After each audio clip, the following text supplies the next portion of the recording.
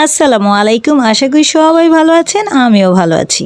অনেক দিন ধরেই মোমো বানাবো বলছিলাম, বাট আর বানানো হয়ে উঠছিল না। আজকে হঠাৎ করেই মন চাইলো যে না, আজকে একটু মোমো বানাই, যার কারণে আর কি এই আয়োজন। আমি তো মোমো বানানোর জন্য দুই ধরনের ডো রেডি করছি, একটা হচ্ছে ময়দা দিয়ে আর একটা চালের গুঁড়ি দিয়ে।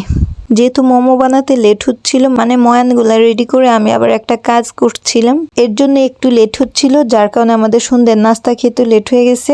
তাই আর কি চিন্তা করলাম যে মোমো বানাইতে যেহেতু লেট হবে, এর আগে শর্টকাট করে সন্ধ্যের নাস্তার জন্য একটা মোগলাই পারোটা বানায় নিই, দেন মোমোটা বানাবো। যেমন ভাবনা তেমন কাজ, ফার্স্টে একটা মোগলাই পারোটা বানায় নিচ্ছি, সন্ধ্যের নাস্তাটা করে দেন মোমো বানাইতে বসছি। মোমোর ভেতরে যে পুরটা দেওয়া হয় ওইটা যদিও কুক করা হয় না, মানে কুক করা ছাড়া চিকেনের মধ্যে, অর্থাৎ কাঁচা চিকেনের মধ্যে সবগুলো ইনগ্রেডিয়েন্টস দিয়ে দেন পুরটা রেডি করা হয়। যেহেতু এই ফার্স্ট টাইম আমি মোমো বানাচ্ছি, তাই আর কি আমি ওইভাবে করে আর পুরটা রেডি করিনি, আমি কুক করে নিচ্ছি। তবে এর আগে মোমোর সাথে খাওয়ার জন্য একটা চাটনি কিংবা সস যেটাই বলি না কেন সেটা রেডি করে নিচ্ছি। আর এই চাটনির মেইন ইনগ্রিডিয়েন্ট ছিল রসুন, মানে রসুনের সাথে সাদা তিল, এর সাথে একটু হোয়াইট পেপার পাউডার আর রেগুলার খাবারের তেল একটু গরম করে দেন ওইটা দিয়ে দিছি। আমার শর্টকাট ওয়েতে রেডি করা হয়ে গেছে গার্লিক চাটনি।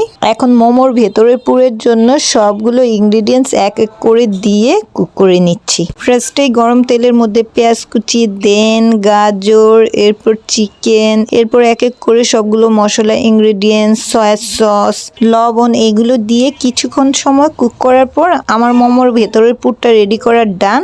যেহেতু মোমো এই ডিশটা মূলত চাইনিজদের খাবার, আর তারা মোমো যখন রেডি করে মোমোর ভেতরের পুরটা কুক করা বাদেই এটা রেডি করে, তাই আমি চিন্তা করছি আরেকদিন মোমো বানাবো, তবে সেটার ভেতরের পুর কুক করা বাদেই রেডি করব। যেহেতু এবার ফার্স্ট টাইম মোমো বানাচ্ছি আর খেতে পারি কিনা এর জন্যই আর কি এবার কুক করে নিচ্ছি। যাই হোক, পুর রেডি করা ডান, এখন মোমো বানাইতে বসছি, দেখা যাক কিরকম বানাইতে পারি। যেহেতু ফার্স্ট টাইম বানাচ্ছি তাই জানি না ঠিকঠাক ভাবে মোমোর শেপ দিতে পারি কিনা, দেখা যাক কিরকম বানাইতে পারি। চালের গুঁড়া দিয়ে যে ময়ানটা রেডি করছিলাম ফার্স্টে ওইটা দিয়ে মোমো বানাচ্ছি। যদিও মোমো বানানো হয় ময়দা অথবা আটার ডো দিয়ে, বাট আমি চালের ডো দিয়েও রেডি করছি। যেহেতু আটাটা কিংবা ময়দা এগুলো আমার খাইতে একটু কেমন যেন লাগে, মানে একটু কম লাইক করি, তাই আর কি কিছু মোমো বানাচ্ছি চালের গুঁড়োর ডো তৈরি করে সেটা দিয়ে, আর কিছু বানাচ্ছি ময়দার ডো দিয়ে।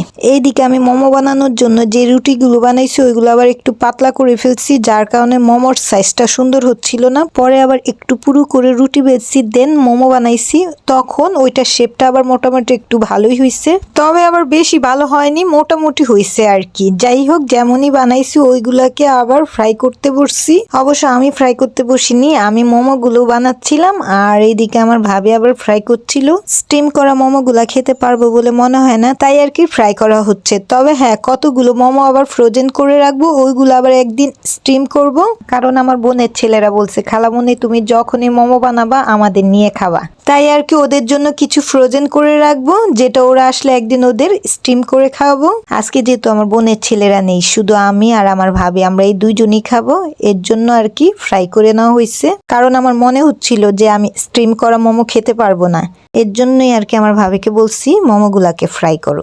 যাই হোক, আমরা দুজন তো খেতে বসছি, আর এদিকে আমার সেজো দুলাভাই আমাদের বাসায় আসছে, তখন আবার দুলাভাইকে খেতে দিলাম। দুলাভাই খেতে বললো যে খুবই মজা হয়েছে নাকি, বিশেষ করে আমার গার্লিক চাটনিটা নাকি খুবই মজা হয়েছে, বাট আমার কাছে তেমন ভালো লাগেনি, তাই আমি 2 পিস মোমো খেয়ে আর খেলাম না। দেন আবার মোমো বানাতে বসে গেলাম। তবে পরে যে মোমোগুলো বানাইছি ওইগুলোর শেপ খুব সুন্দর হয়েছে, মানে আগের চাইতে খুবই ভালো হয়েছে। আর এখন যে মোমোগুলো বানাচ্ছি এগুলো ময়দার যে ডো করে রাখছিলাম ওই ময়ানগুলো দিয়ে বানাচ্ছি, কারণ চালের ময়ান দিয়ে মোমো তেমন ভালো ছিল না, ফেটে যাচ্ছিল, তাই আর কি 2-4টা বাদে বাকি যে মোমোগুলো ছিল এগুলো সবই ময়দার ময়ান দিয়েই বানানো হয়েছে। এখন এগুলো ফ্রোজেন করে রাখবো আর চালের ময়ানগুলো দিয়ে রুটি বানিয়ে ফেলছি।